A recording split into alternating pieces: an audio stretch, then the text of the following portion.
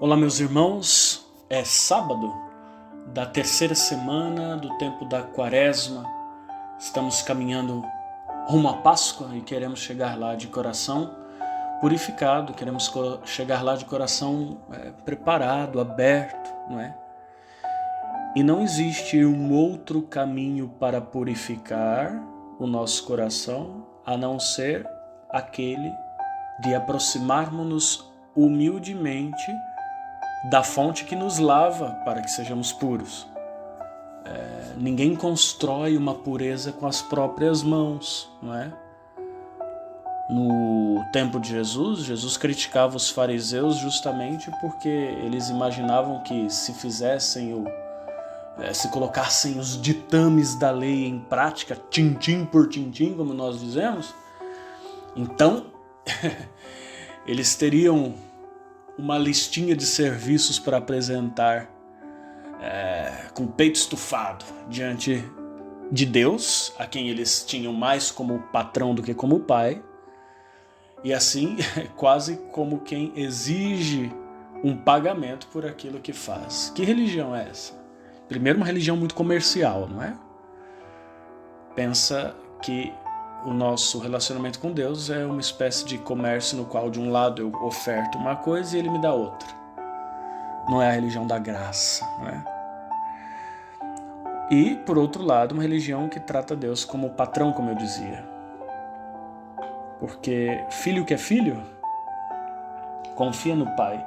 E todo pai humano e mãe humana bem intencionado não precisa ser perfeito, não. É aquele que o filho até pisa na bola, mas o coração, quando vê o filho, se desmancha, não é? Fica irritado, fica amuado, mas se alguém levantar a mão pro meu filho, vira um leão, vira uma leoa. Por quê?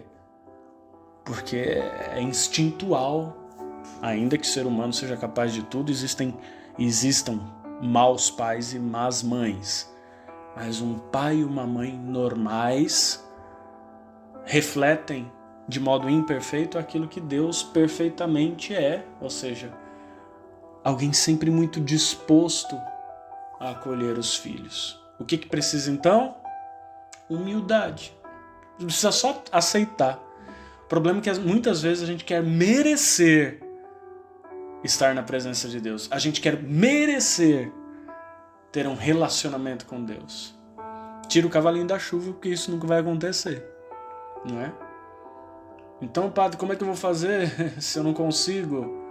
Aceite, que dói menos, né? Não tem essa frase aí que o povo diz? Então, aceita que dói menos. Aceita a misericórdia de Deus, aceita a sua condição de não merecedor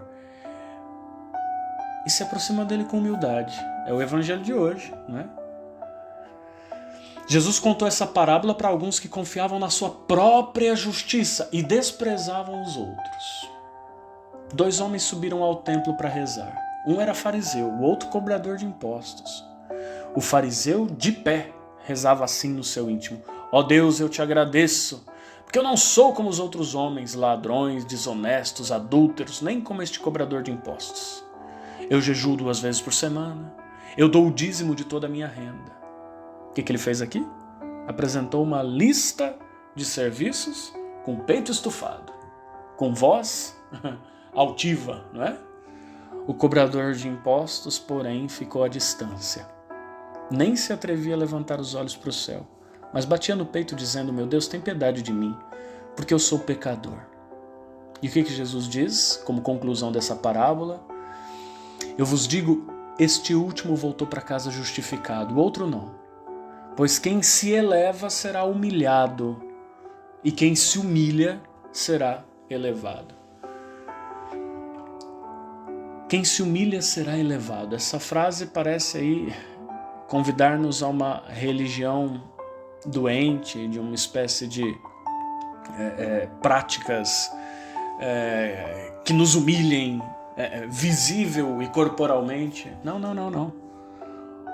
Quem se humilha será elevado significa quem caminha na direção do humus, ou seja, quem caminha na direção do reconhecer que sozinho não pode. Sozinho não sei caminhar, né? Sem Deus não posso. Sem Eucaristia na minha semana não vivo. Não posso viver, não tem graça, não faz sentido nenhuma das outras coisas. Sem tirar um tempinho para consagrá-lo a Deus no meu dia, para oferecer o meu dia, o meu trabalho, a correria da semana a Deus, então não faz sentido, não é? O humilde não é uma pessoa curvada, estranha, que tem comportamentos religiosos esquisitos, não. É uma pessoa sã. Sã a ponto de reconhecer a própria condição diante de Deus, de que nunca mereceu e nunca vai merecer nada, porém confia. Humildes nos aproximemos do Senhor, Ele nos acolhe. Pai, Filho e Espírito Santo. Amém.